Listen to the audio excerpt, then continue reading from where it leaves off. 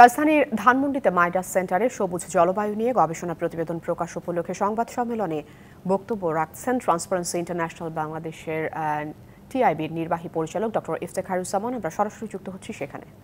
দায়ী সেই সমস্ত দেশগুলো এবং তাদের যে অর্থ অঙ্গীকারকৃত অর্থ সেটি জিসিএফ এর মাধ্যমে সিংহভাগ আসার কথা।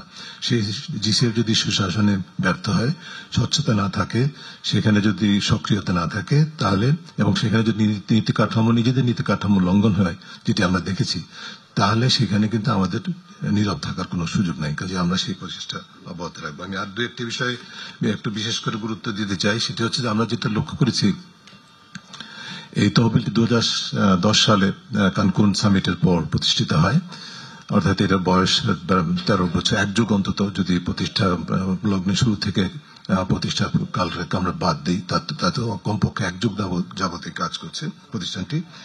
তো এই প্রতিষ্ঠানটি এর মধ্যে আমরা মনে করি যে তাদের পারফরমেন্স ওভারঅল, তাদের যে ভূমিকা, সেটি হতাশাব্যঞ্জক।